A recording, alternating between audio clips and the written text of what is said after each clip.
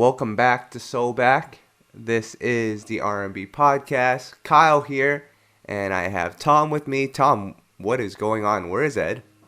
What's up, Kyle? I'm not sure where Ed is, but man, you can never leave us again. You had me here hosting last week when we had Vivian Green on the show, man. It was a wild ride, I'll tell you. I don't know how you do it all these weeks. Hey, when you're good at something, it comes natural. But I'll tell you what, Tom, it's another week in R&B, and man, Razby almost ended the Millennium Tour once again. Glad that the allegations of him are cleared, but man, why can't we just have a tour that has no drama? Drama sells tickets, creates headlines, man. What can you say? Yeah, but I'll tell you what else creates headlines. I just read this up, and I think you'll be really excited about this. So you know how McDonald's has Happy Meals? Yeah, actually, I just got a Happy Meal for me and my wife the other day, 6-piece chicken nuggets, and we got a Captain America toy with it. Man, that's the good life right there. Well, I'll tell you what, Burger King has actually released their own set of meals. They're called real meals, and they're based off of emojis. And basically, it comes with a Whopper, fries, and a pop. But here are the names for these meals. We have Pissed Meal, Blue Meal, Salty Meal, Yes Meal, and Don't Give a F Meal. None of these even sound like they would taste good. The salty meal, it sounds like they poured like a whole thing of salt over the fries, so you can't even taste the fry. The pissed meal, I don't even know what that's going to taste like. The Yes meal, I guess, would taste good. But man, where are they going with this? How's this going to work? Well, Tom, this is all part of Mental Health Awareness month in May, so shout outs to Burger King. They care. Those emojis remind me of R&B fans, to be honest. They do? Let's keep it real. Either you're yes about an R&B artist, or you hate them to some degree. That's what it seems like these days. Right. Well, Tom, let's get into R&B for a second, because I have a couple of topics that I want to talk to you about. Yeah, one thing I wanted to point out before we started, we were doing some research recently on this podcast. Did you realize this is one of the top, if not the top, R&B podcasts out there right now? I mean, that's to be expected because of the quality we put out and all the guests that we bring in. But, I mean, I guess the other question is, who are the other R&B podcasts? Well, yeah, I mean, that's part of it. But, I mean, you know, we could have given up, but we just love this stuff. I mean, we're bringing great guests in every week. I'm not tooting our own horn. I'm just kind of letting everyone know who's listening, like, you know, we could have easily given up. A lot of people give up when stuff doesn't make them money or make them famous. And that's never what we've been here for. We're here to spotlight these artists. I think we're doing a good job about that. I mean, and we're just going to keep it going. We're having a lot of fun with these. Yes, we are. Now, Tom, do you have a guest that you want to shout out for this week? Or not a guest, I'm sorry, a reader or a listener? Yeah, I have my list here. We'll get to that later in the show. Just give me, well, I have a few names I wanted to mention, but later on. They got to listen to these fans got to listen to the whole show to hear their shout out. They have to listen to the whole thing to get rewarded, man. All right, then. I got a couple of topics that I want to discuss with you for this week, Tom. First and foremost, Lyfe Jennings announced that this will be his last album. Do you believe that? It's interesting. Yeah, but someone made the point, they always say that. But who has ever really said... I mean, yeah, you can name a couple people, like, Jay-Z once and stuff like that, but I don't know. He's a different type of dude. I don't know if you guys follow him, but he has a great live show. You know, I wouldn't put it past him, but at the same time, you know, people have to make a living. I mean, no one wants to, work retail, work at the supermarket, and stop making music. So it'll all come down to money. You know that. Yeah, but Tom, what would you if this was Lyfe Jennings' last album and he retired? What would you remember him as, or what song would you associate him with? Because he's had a couple of bangers. He's probably one of the most underrated artists. I know we say that a lot, but man, he actually is. And I know if Ed were here, he'd agree with me. But like, he's always been very conscious. His lyrics have always had meaning. his lyrics have always made you think. It's not always just straight love songs, it's about real life. And sometimes that's why it wasn't always popular. But he's actually made some really... Must Be Nice is one of my favorite songs by him. Love that song. All of his albums have been actually pretty good.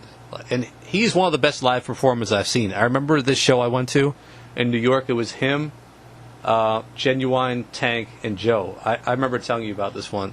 He was the best performer that night and got the greatest reaction. And he didn't just do it. It wasn't like just his fans were there.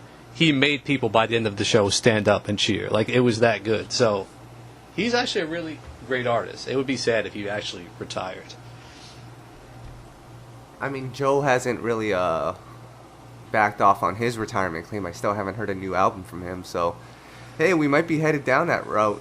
And to be fair, Tyrese still has yet to drop anything. But it's kind of scary that people are retiring. I mean, much love to anybody who wants to transition into a new phase in their career and their life. But, man, as an R&B fan, I want all R&B artists to keep doing this, keep making money, and keep giving us good music, right?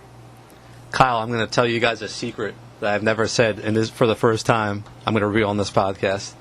When I interviewed Joe talking about his retirement, off the camera, he told me, I'm not going anywhere. So there you have it. Well then, that's an exclusive. He'll be back, guys. Right. Don't worry. All right. Now, Tom, there is a really exciting tour that I want to announce. Two of New York's legends, and I think you're really excited about this one because they have a song together too. Nas and Mary J. Blige. I feel like that's a pretty cool tour to go to. It's kind of different because one's rap and one's R&B, but it just somehow works. It works because people know both of their songs, and usually if you're into R&B, you're into hip-hop too, so it works.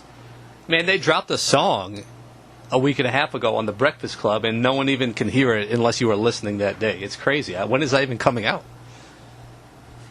Yeah, I haven't really heard any news on it. I know Camper produced it, but so I might have to call him up for the record, but yeah, I haven't heard anything about it. Man, that should be... It'll be good, though. I'm sure it'll do well. Absolutely. Now, Tom, can we talk about C Breezy? I know Ed's not here, but we have to talk about his cousin really quickly. Come on. We know we've heard Ed's rant about this over and over again. We don't need to hear it again. It's okay. All right, we'll hear your rant then. Chris Brown is set to drop Indigo, his new album, sometime this summer. He's also going to be hitting the road with Nicki Minaj. I know you're excited about that one. And Tom, most recently, he dropped... I guess all his features, or he revealed all his features for that Indigo album. Are you ready to go through this list and tell me if this will sum up to a classic? I'm ready. Okay, so we have G-Eazy and Nicki, who are on that horrible Wobble Up single that he just dropped, which I don't think you've heard yet. Nope. Tory Lanez, Tyga, Her, Sage the Gemini, Little John, Justin Bieber, Juvenile. Isn't that like Ed's favorite artist? Juvenile? Where'd they find him? Juicy J, Drake, and Lil Wayne. Tom, that's a lot of features. And if this is a 14-song project, and he has this many features, and you quite honestly don't really like any of them, what are the chances this album will be good? What if he puts all of those people on one song and makes it like a We Are the World type situation? How epic would that be? Sorry, I also forgot Tank will also be on the album. But no, I don't think we're going to get a We Are the World with Lil Wayne and Justin Bieber. All right. And then on a quick note, Tank's on this album. Are there any Tank and Chris Brown collaborations that are good that you like? Because I don't... Like, Shots Fired is one that is like a guilty pleasure of ours, but that's not a good song, is it? I mean, I have to be honest. I don't know if I've ever listened to a Chris Brown album in full since his second album, so I don't even know what's going on. All right. But this brings me to my next question, Tom, and I would love to hear your input on it. And I know we, at one point, tried to induct Chris Brown into the Hall of Fame, and you got really mad about it. but this conversation has to continue because Justin Bieber yesterday posted on his Instagram that Tupac plus Michael Jackson equals Chris Brown. And I know at the same time you asked the fans if Chris Brown would be considered a legend down the road. One of the responses that I saw was he's already a legend. Tom? Kyle, I've gotten older since I was getting mad. I've got a few more gray hairs now. I'm wiser. I'm ready to say he's a legend, or will be when it's all said and done. And you want to know why? What? Wait, but just yesterday you said he wasn't going to be a legend. How did that change I overnight? did. Where did I say that? You did. I'll pull up the chats if you want. But go on. No. Listen, my point is, if you're not... Chris Brown has been the most successful R&B artist of his generation. So the only people who are probably saying he's not going to be a legend is old haters like myself who hate everything about this generation. I'm sure people who love Luther Vandross would say that Neo is not going to be a legend either. And he probably is too. So, come on. We got to give each generation their props. It's different type of music. We don't like it, but, you know... If you're not going to call him a legend, then you're going to basically say no one will ever be a legend again. That's my opinion. Yeah, you're right. I think it is a good point you make about just different generations, because even when I looked at our social media page, it seemed like it was a lot of people in your generation that were like, no, he's not a legend. But the younger people on our page, just flat out legend, living legend already. So I think you might be onto something here. The one thing I will say about Chris Brown, and I think you can agree, in terms of timeless records, I don't know how many he has. He has a couple. But for the amount of music that he's put out over the course of his... How many years has it been now, Tom? 14, 15 years? I don't think... Yeah, like, his output doesn't match the amount of... it just doesn't bring the amount of quality that should be there. So that's the one knock I'll have against him. Think about this, Kyle. Well, first off, I would say he's probably released, for someone we'd consider a legend, he's released so many bad songs. I mean, that's undeniable. They're just not good from any point of view. He also has a lot of hits and a lot of, popular songs. But I'll say this. We're in a generation where no one is technically releasing timeless music. That's just where we're at for the past how many years now. I mean, how many songs you hear on the radio that you're going to say that's timeless? I mean, it's just not. It's all for the moment, don't you think? Yeah, I would agree with you on that. But, I mean, it doesn't even necessarily have to be for the moment. But Chris Brown does a lot of songs for the moment. I don't even know if you've heard that new record. I mean, there's the one with Nicki, which I'll let you listen to later, and then you'll probably change your tune on legend status. But man, he also has a new song with Tyga and Marshmello. Do you know this Marshmello fellow? He's a DJ that puts on a mask of a marshmallow. It's kind of crazy. Never heard of the guy. I'll tell you what, though. I think people would be more open to Chris Brown if he wasn't such a negative person. He just disses people. He trashes people. Be more classy. I mean, is that part of his act, or is he just not a good person? I don't understand. It might be a Virginia thing, because Ed yells at us too. So. Oh, Ed. Jeez, I'll tell you the exact moment I gave up on Chris Brown's music. You want to know? Was it These Hoes Ain't Loyal? Right around that time, but a little sooner. It was right around when Deuces, Look at Me Now, and Yeah, 3 Times came out. Right then. Tom, at some point people are going to look at Deuces as an R&B classic. That's sad. I fear for the next generation. Wait a minute, that reminds me. You were at a show one time and they were playing Deuces, and your exact messages to me were, what the hell, this song is Deuces? I thought Deuces was a fast song. It's a slow song. It was at that moment where I considered walking out of that show. Wow.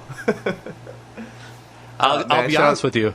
I have actually, from a show, tweeted at the DJ, can you stop playing such crappy music? And they responded. It was pretty funny. Oh, man. Man, shouts to Chris Brown. I hope Indigo does well. Good luck on the tour with Nicki. Hey, we all think you're a legend at this point, but you got to put out some better music, please. Tom, can we give a quick shout out to Peeble Bryson, please? Oh man, he's recovering. Yeah, That's a boy. He suffered a heart attack last week, and we were all concerned because Peeble is a legend. We had him on the SoulBack Podcast a couple of weeks ago. Such a great dude, and you just hate to see legends. And Tom, we're all getting older, but man, it's tough seeing legends go through these things. Man, I missed that podcast, but I heard that was one of the most epic ones we've had. He was giving life advice and stuff. Yeah. So, shoutouts to Peeble. I hope you're doing well. And I think Ed, I wish Ed was here because he would probably have a panic attack as well once I tell him this and tell you guys this. Elle Varner is set to drop a new album. But Tom, wasn't it supposed to be an EP at first? Well, there's some mixed news out there right now. She still hasn't said anything about it on her social media, from what I can tell. I thought it was supposed to be an EP. Now I go on Amazon to pre-order.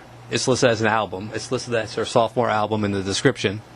I saw someone else reference it as being a mixtape. It's only 9 songs. I've never heard of E1 releasing a mixtape for an R&B artist, so I don't know if that could be. I don't know what's going on, Kyle. Yeah, I'm not really sure either, but we're looking forward to new Elle Varner music and some other new music that dropped this week, Tom. I don't know if you want to comment on any of these. Raheem DeVaughn dropped a new record. Monica dropped a new record. Fantasia dropped a new record. PJ Morton's group, The Amores, dropped a new record. And Lucky Day, can I just make a point about Lucky Day? Because we've had a lot of comments about him on our page from the interview we did with him.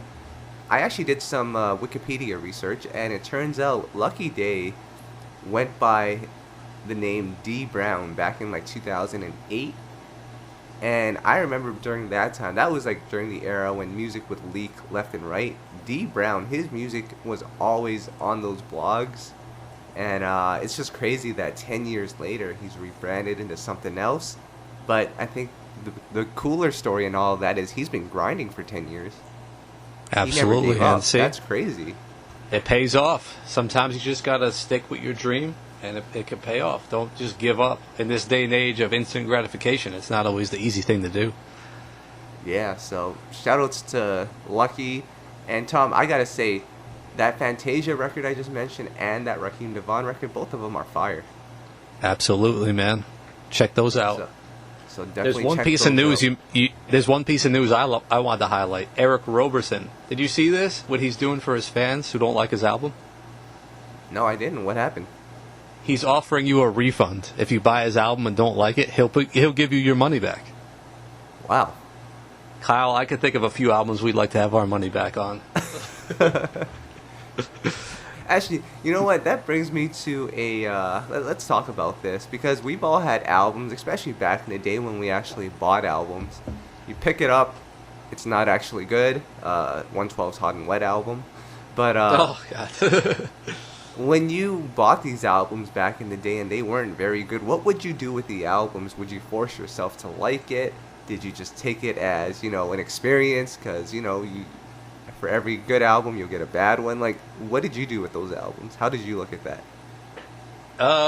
Man, it was such a different time back then, because you were just buying the album based off the single. Like, if it was a good there was no way to preview. So if you liked the single, you bought the album. If you didn't like the album, I think honestly, I tried to convince myself a lot of times. It wasn't like nowadays when there was so much music out there, you could just move on to something else. It was like you tried to force yourself to like it, so... And then eventually it just collected dust on the shelf. Yeah. 112's Hot and Wet album. I love how that album will forever be the one that we go to. And 112 doesn't even like that album. So it's okay then. But I'll tell you what, Tom. Even on the 112 album, on that Hot and Wet album, it's kind of crazy. You have a record like Right Here For You, which we all like. I think that's a great record off that album. That song alone, wouldn't it be worth your $13.99? No. For one song, For one song, no. But that one song can give you happiness and joy for the rest of your life, and it only costs you $13.99. That's a pretty good deal. I gotta be honest, man. I don't even listen to that song that much anymore. All right, well, Mike and Slim, we need that $13.99 refund back. Thank you.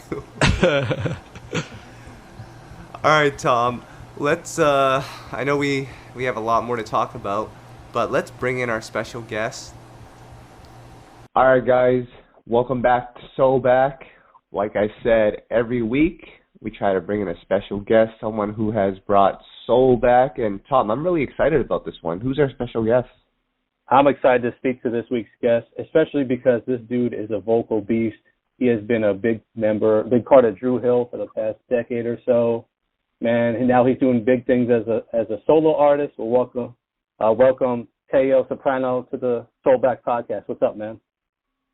Oh man, look, I was interested to meet myself the way y'all hyped it up. Man. That's what's up. How's everything with you, man? Everything looking good, man.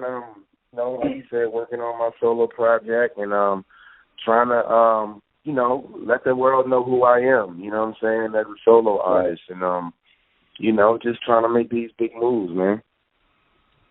Listen, man.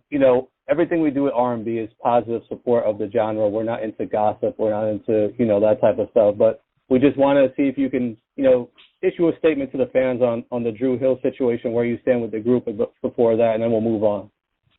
Okay. Well, pretty much, all in one, I guess I can say pretty much they wanted to move in a different direction. They had put Player in the group. And from there, first Jazz left. Well, he didn't leave. I don't know what happened with Jazz. All I know is one day I looked up and Jazz was no longer a part and Player was there. And then from that point, I continued to be on the road with them for about a year and a half. And then from there, it just seemed as, they were trying to move in a different direction. And like I said, I put out a video just letting everybody know, that I wasn't a part of that direction. But, it's all good. I look at it as now I get, now it's my time to shine. Now it's time that people get to know about me and hear my voice instead of, being in a group setting. You know what I'm saying? That's pretty much all in a nutshell what it is, man. And I support them 100%, with what they got going on. And I'm just blessed that, I'm able to, put my music out to the world now. And I'm blessed to have the resume, from being a part of a legendary group. Because it's hard out here, you're a struggling artist or somebody that doesn't have a name and things like that, So, like I said, it's a blessing, That's how I look at it. So, more power to Dru Hill and, and what they have going on, For sure. Man, Tao, I got to give you props for playing your role for the last decade or so with Dru Hill as a new member coming in, with a group that has so much history already. And, you talk about the struggle of trying to start up as a solo artist, but talk about the challenges, or from your perspective, of joining a group that already had so much history, being the new guy. Were there any challenges there just internally for you? The only struggle that I can say that I had really was, once people get used to originals, they don't care. You got to prove yourself, So, my only problem was really, people seeing me for the first time and, pictures going up and who is this? And, because I took Woody's place back in 2008. So, people had already got, used to the originals. And, I understand definitely, because Dru Hill was, was one of my favorite groups, So I understood. But the only challenge I really had was, just getting up there and proving to the world that I could last and be a part of a legendary group. And, after a while, it really wasn't about Woody leaving. It was about the singing. And I think the thing that, drew the fans toward me was that I didn't really change the sound for the worse. You know what I'm saying? I think, I kind of added a new element, but we kept that original sound. And it wasn't, something that, people weren't familiar with. So as time went by, I think they got used to me being there and, somebody hitting the high notes and, kind of like a Jodeci thing, because I always looked at myself as the JoJo Dru Hill never had, from Jodeci. Mm. You know what I'm saying? So that was the only struggle, man. Once I got rolling and, people started to know who I was, I mean, they were very accepting, of me being there. So, I love them for that. I'll tell you, Tao, man, there was a lot of excitement. You posted photos, I think, of a show you did alongside Woody and alongside Jazz, man. That must have been an epic moment. Take us to that show. Well, I just currently started singing background with KC from Jodeci, and that actually was my first show that I performed with him at Bethesda Blues and Jazz, and pretty much I knew Woody was there because I had seen him before the show, but I did not know that Jazz was there because being as though Jazz had been gone from the group. I mean, I still talk to Jazz, every now and again, because me and Jazz was, that's my boy, you know what I'm saying? Like, I knew him before I knew anybody. But pretty much, KC knew he was there, and, he ended up calling Woody first. And, like I said, I had already known that Woody was there. But then when he called Jazz, that was all a surprise. That wasn't supposed to happen. So once Jazz came out and, I think the DJ started playing Beauty or something, like it was totally unexpected. And next thing you know, they were handing Jazz and Woody's mics. And from there, we started to sing Beauty, and the reaction was, crazy. The people just, they really, I think they were looking forward to that, happening, you know what I'm saying? But sorry to let everybody down, but I don't think that's going to happen. You know what I'm saying? Yeah. Yeah. But you never know what'll happen in the future. I mean, as of right now, you know what I'm saying? I'm too deep into this solo project to even, be worried about, that particular situation. But you never know. You never know what'll happen. They might come around and, and then we might get together. I know me and Jazz were talking about doing like a KC and JoJo thing, in the future. But, I just think it's time now for me to, get out here and do my thing for a little bit so people get, can get to know me better. I mean, the, fans have gotten to grow up with Jazz and know who he is as an artist, and, Cisco and Nokia and everybody. And, like I said, I'm just taking this time to express myself and give people a little bit of what I can do, Right. Tao, man, I want to share my experience, hearing you live for the first time. And Tom, you can go after me. But I remember Dru Hill did a show in Vancouver. This was probably about 2 years ago. It was raining that day. It was a bad day. It was pouring. And I don't think Jazz was at that show. It was just yourself, Cisco, and Nokia. And I had never seen Dru Hill with you in the lineup, so I didn't know really what to expect. But when you started singing, man, I was like, man, this guy can sing. Like, live, no auto-tune, nothing. And Tom, I think you share the same experience, right? Yeah, I've seen Dru Hill a couple of times at BB King's here in New York City, back before play and all that. Oh, man. Yeah. I just remember Tao's voice just standing out. I mean, at the time, Jazz, we loved Jazz, but he was a little bit hindered. He was sitting down a bit and couldn't do what he usually does. And I think you just blew us away that night, showing what you could do. I mean, it's hard to overshadow Cisco, but, man, I just remember leaving with such a great impression of your talents that night. So it was just exciting to see you, as an artist now breaking out into a solo act, and knowing what you can do.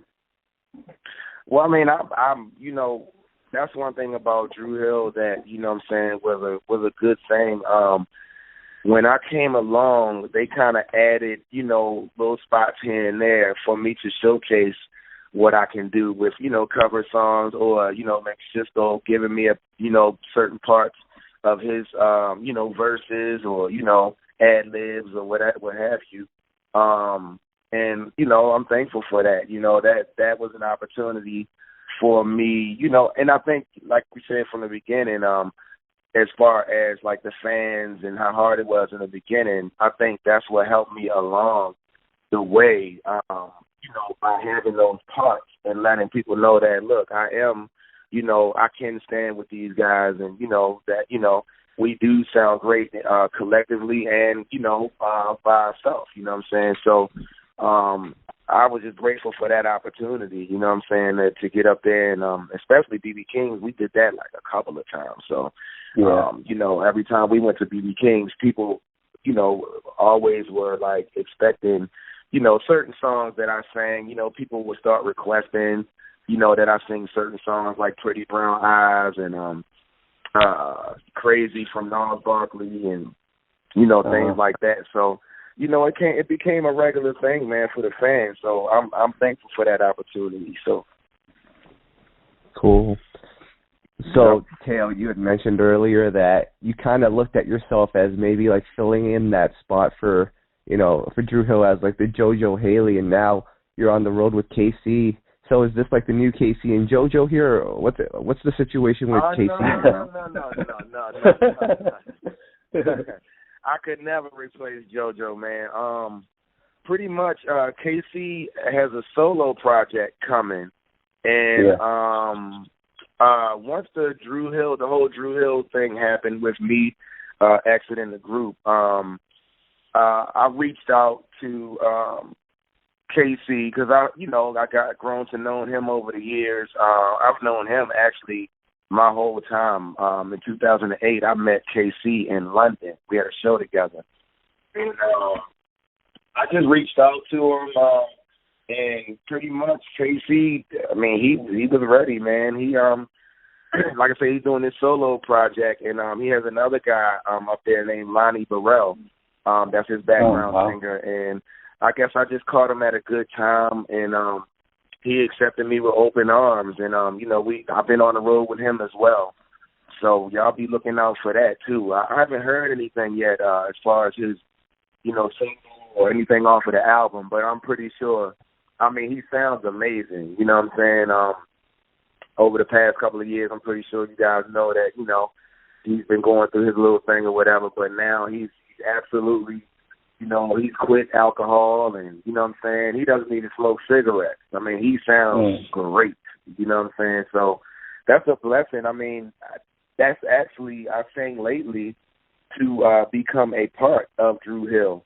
And it's just, you know, it's crazy that, you know, 11 years later that, you know, I end up on the stage with KC, like, you know, to go from Dru Hill to KC, the two big legends, you know what I'm saying? It's amazing, man. God is good. And you know, you got this new solo single out. Let's talk about your solo music a bit now. Whatever Happened to Love is the name of the single, man. Let me tell you, when I heard this song, I didn't quite know what to expect. You never know when an artist goes solo what their sound is going to be like. Is it going to be totally different from what they heard from them?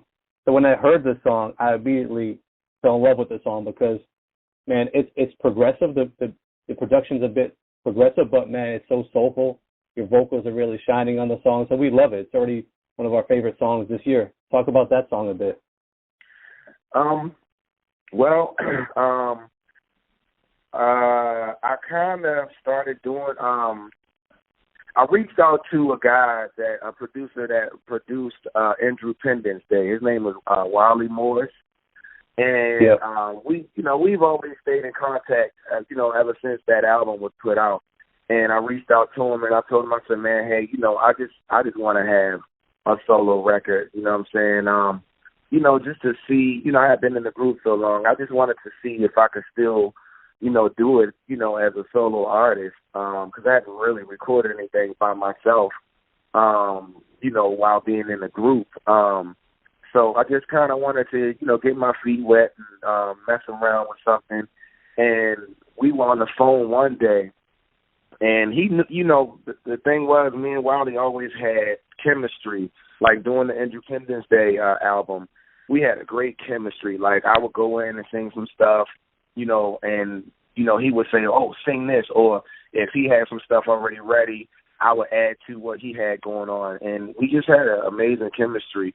And so we kept in touch, and like I said, I called him and I said, "Look, man, I need a record. I just want to, mess around with a record." And pretty much he started playing the record over the phone, and I heard the chords, and immediately, we both started humming, and he started humming. And then from there, he was like, "Man, look, let me call you right back. I'm going to send you something." And he had sent me the track, and all it had at the time was the hook, the Whatever Happened to Love part. But the rest of the song, he hummed the melody to it. And then the next thing I know, he was calling me back to say, hey, he had got a writer, her name was Tracy Hale. I want to mess her name up. Tracy Hale. I will correct that later. But he called her, and she took the melody and, created the words, and she did an amazing job. And when I heard it, it was just automatic. It was like, all right, cool, I could do this. You know what I'm saying? It had that old school R&B feel that, you really don't hear on the radio no more. It was all around a great song to me. So I went in and I recorded it, and that became, Whatever Happened to Love. The reaction from that has been great. I think, people were kind of waiting for me to do, something solo. So I think that was kind of a breath of fresh air to people. So I'm just grateful, that people accepted it, because I kind of was skeptical of even releasing it, because I just didn't know, with the new wave and everything going on, I just didn't know how people would react and how people would accept it. But, so far, a lot of people have been like, man, this song is amazing. So I guess, from there, that created, a path for me to continue on and give them more music. So I'm currently now in the process about to put out another single called Pull Up. I'm just waiting on it to get mastered and the artwork and all that stuff to be done. And I think people will love this one as well. Nice, man. We're looking forward to it. Sure. Tao, I hope you've set the bar pretty high with your music. I got to say, that Dru Hill Christmas album that you guys put out a couple of years back, that was amazing. Right. And man. Yeah, that was a crazy project. And then I know you guys had gone in the studio with Troy Taylor and recorded some songs, and I heard some of those records. That was crazy, too. And now with your new single, you're singing on it. Love it as well. But what are your expectations for yourself as a solo artist at this point? You've been in the industry for a while. In a unique situation, you were part of a group, not an original member, but you were part of it for over a decade. But now you're going solo, and the fans, they're waiting for you. So what are your expectations? My expectations is to just, I don't know. I really don't know about what my expectations are, man. I just love to sing, and you know what I'm saying? Just from the reaction of the fans, it's been a great ride, and I have a lot of support. I just recently seen somebody created a fan page for me called Soprano's Sweethearts, and just the reaction from the fans, and really the fans that drive me to do this. And at the end of the day, especially not being a part of Dru Hill, I got to keep working and keep doing my thing. Like I said earlier, this is just my opportunity to get out and show the world what I can do. Because being in a great group with Dru Hill, you got Cisco, Nokia, and Jazz, then later Black and Smoke from Player.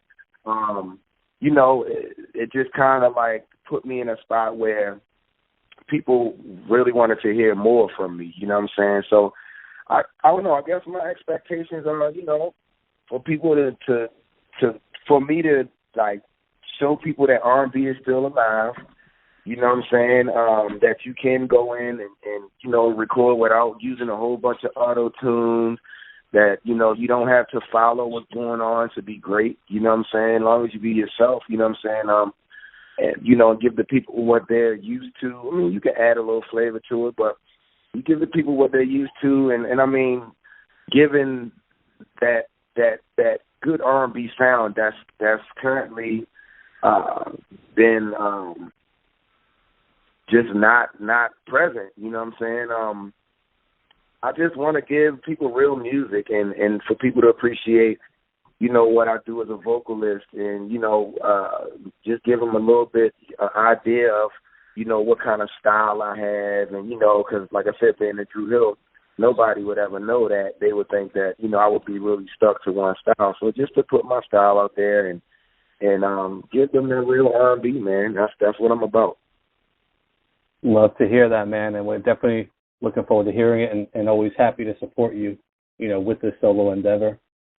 And Tao, man, we're just about out of time, but just before we go, can you just share one last story with us for those who don't know or aren't aware? How did you originally get into Dru Hill and become part of the group? Well, back in 2008, like I said, I met Jazz first.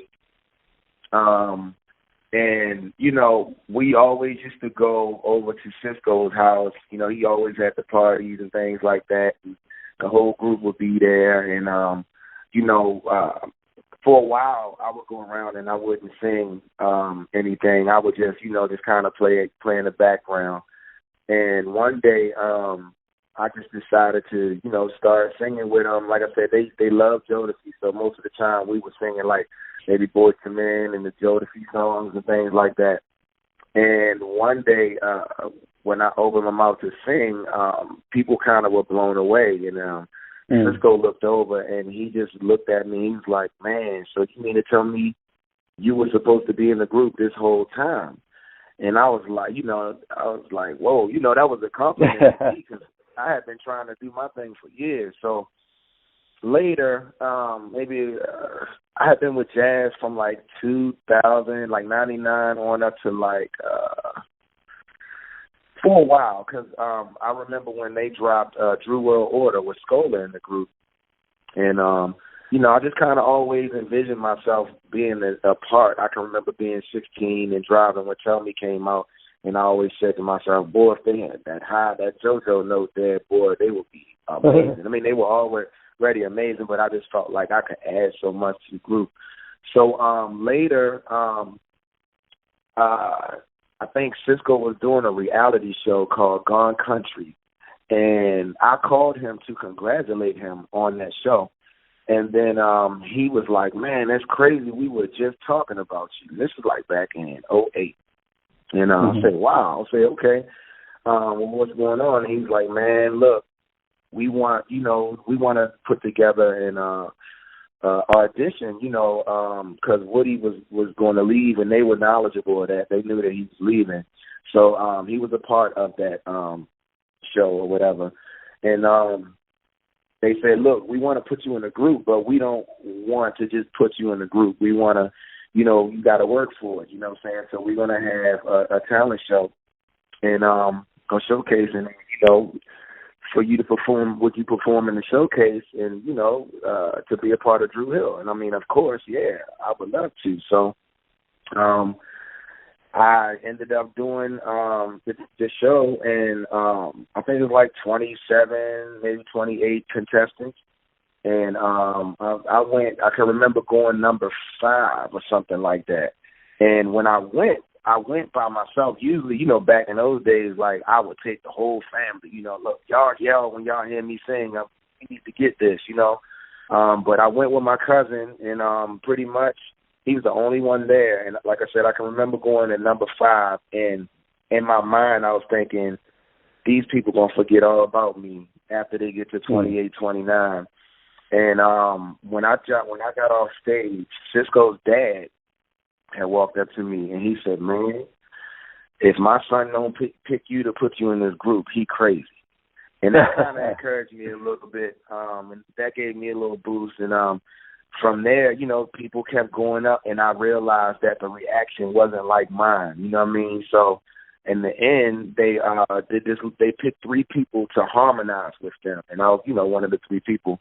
And from there, the fans just went crazy the whole night. I mean, I don't know if you saw the YouTube, but they screamed all night.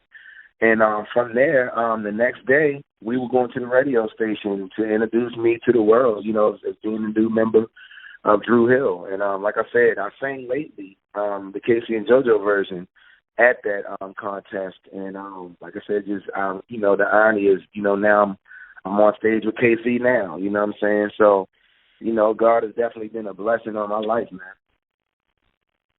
Oh, man, that's a great story, man. Thanks so much for sharing that with us.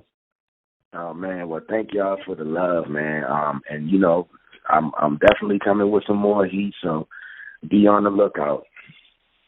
Awesome, man. We'll be in touch, and thanks again for joining us, man. You've been an awesome guest, shared so much, and man, like I said, you always have our support. All right, Tom, and that was Tao, formerly of Dru Hill or from Dru Hill, on the podcast. Man, good dude. Yeah, I love his voice, man. Really good dude. We're rooting for him. I'll be honest with you, man, before the podcast, we didn't know how to pronounce his name specifically, if it was Tao or Tao, so we eventually got it right. Thank you for that. Yep, so fans, if you bump into Tao, don't call him Tao. Tell him you listen to the SoulBack podcast and you got his name right. There you go. So, Tom, I know you've been prepping for this list of readers that you wanted to shout out, but before we do that, can we do a SoulBack track of the day? You got one in mind? I have one in mind. Okay. We're going to go with, and I just lost my train of thought here, but we're going to go with, let's bring it back to one of those Millennium artists from that tour. Let's go with the Bobby Valentino song, Tell Me. And you can do the Lil Wayne version, or you can do without the Lil Wayne version. What do you remember about this song? It's probably my favorite Bobby V song, if I had to pick, actually. And it just, you know, it was that sound that was different than you heard at the time, produced by our boys Tim and Bob. Really set the tone for that album. I know it's one of your favorites.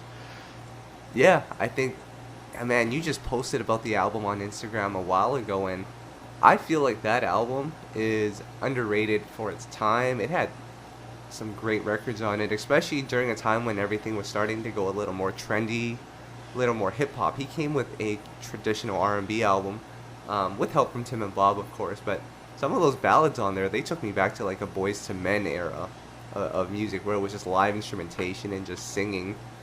And yeah, that's an album that you guys should go check out again, because there are some great records on there, and Tell Me is definitely one of them.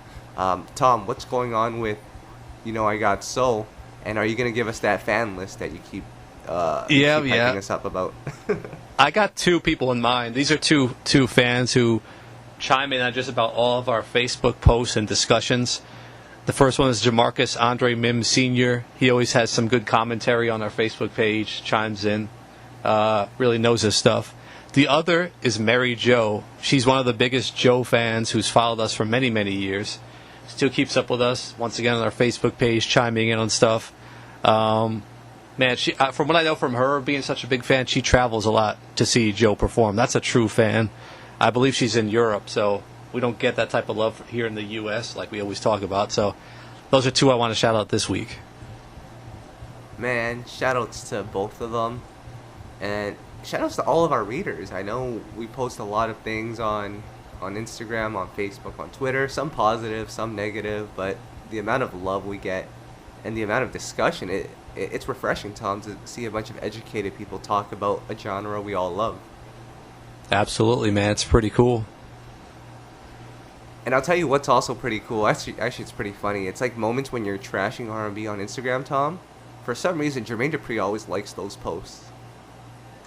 I mean, we're not trashing per se, more so just keeping it real. Let's put it that way. All right. Jermaine Dupri keeps it real, man. All right. Dude, I just read the funniest comment on our Facebook. So Montel Jordan has a new single coming out, his first R&B single in over 10 years. and I posted the the single cover. Someone wrote, he went from Montel Jordan to Montel Williams. What? Montel Williams is that TV host, I think. I don't know. He doesn't. What? I guess he looks like him now. I don't know. All right then. I guess that will be a play of please. But I have actually, Tom, I have a couple. Have you seen the trailer for the new Sonic movie? Oh, you forced me to watch it. Yes. Now, I know you love Sonic. You're a Sega guy. You grew up playing those games. What did you think of the trailer? Because can I just tell you how I felt about it? Sure, go ahead. First of all, he looks like a human rat. And then second of all, why was the trailer playing Gangster's Paradise? Is this 1994? I don't know. Someone got fired over that. What did you think of the Sonic trailer? I thought I was looking at Master Splinter from the Ninja Turtles, but like a younger, bluer version. It's crazy. Yeah. And what is the point of the movie? He's trying to save the world? That was not like what happened in the video games, was it? You know what? I don't know what happened in the Sonic video games. Me either. All I know, I actually don't know either. I just no. He was freeing the animals or something. Those little, I don't know, man. It was fun. Leave it alone. I don't know. I just remember running really fast to collect coins, and that was all it was. Yep. I'm going to give you one more play up, please, because this is a very time-sensitive topic. The Billboard Awards happened last week, and I know how much you love award shows, and I know how much you love this Lifetime Achievement Award. XXXTentacion won Best R&B Album over the likes of Her and LMA, who I know you also aren't the biggest fans of, but I think you would have wanted them to win at least over this Mr. X guy, right? You thought that, and you were incorrect. I'm actually happy he won. What? Yeah, I'm actually really excited. You know why? Why? It gives me the opportunity to show how much of a joke it is out here, and show people. People keep telling me, "Oh, real R&B is back. Real R&B is in the mainstream." Well, look right here. No, it's not. You're wrong. It's still a joke. I mean, it's kind of hard to argue with that. I mean, I would say that R&B is in a better place than it was a couple of years ago, but it's hard to argue against what you're saying, because I didn't even think this guy was an R&B artist. How did he win? It's almost like they had to find an urban category to put him in, and there was too many people in the hip-hop category. So it was like, oh, this was probably their thought process. Oh, no one even makes R&B these days, do they? I don't know, do they? And then they just put him in there. And then they looked at the charts, and they saw two other people, LMA and Her, and put them in there. And they're like, all right, we got our list. and my rant is over. You know what's funny about your rant? We had this exact same rant when it was another awards show a couple of months ago. I think it was the American Music Awards, and Extension won Best R&B Album for that as well. So... Really impressive, man.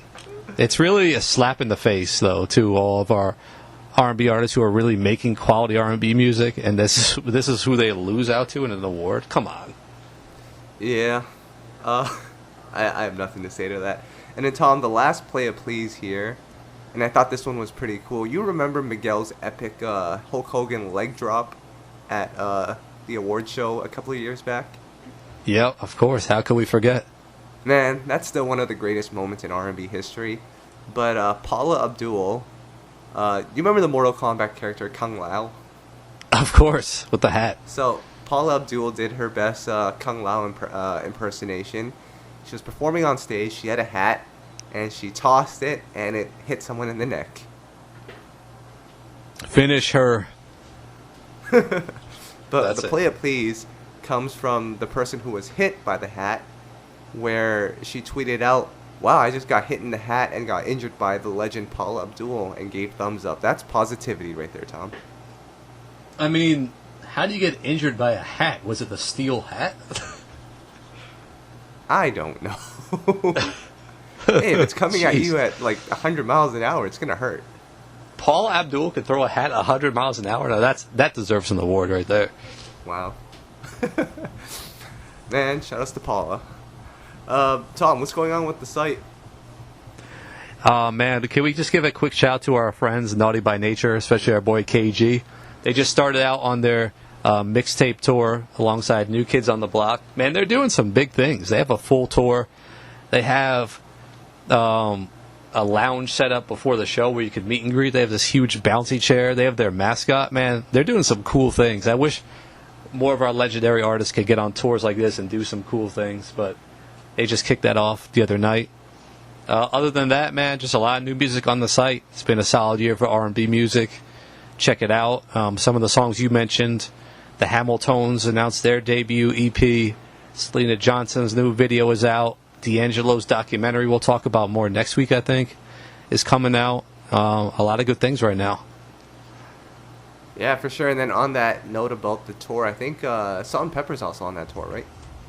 Yeah, and then some other 90s artists. I think it's cool, man. I wish there was a real R&B tour like this. You know, this is like hip-hop and pop mixing genres, but man.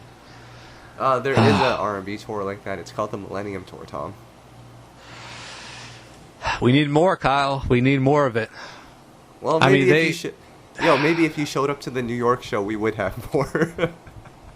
Hey, the New York show was sold out. I couldn't even get in the door. Well, there you have it. but on that note about Salt-N-Pepa, I think I just read this on Instagram. I think their DJ Spinderella, she's not part of the group anymore. They kicked her out or something. No idea, man. I don't know what's going on. But man, I hope everyone gets it together. Go out and support the Millennium Tour. There's a couple of dates left. And then, of course, go check out Tao's new single as well, What Happened to Love. That's our boy. So, shouts to Tao. Now, let's give Ed a quick shout-out. He has a couple new posts on Soul and Stereo. We always got to shout out soulandstereo.com. He has a Flashback Friday post, and he also has a Love Letters post. I like when Ed does these. This one is taking our situationship too far. Oh, is he taking our situationship too far? Kyle, maybe I'm getting old, but what is a situationship? I don't know. All I know is Ed did a Flashback Friday on Field Mob. And that does not seem like Ed's type of music, but who knows? I wonder what he even said about them, man. We'll find out next week. All right, Tom, I think we're out of here. Shouts to Tao once again for joining us, and we'll be back next week. Peace. Next week. Peace. Next week. Peace. Next week. Peace. Next week. Peace. Next week. Peace. Next week.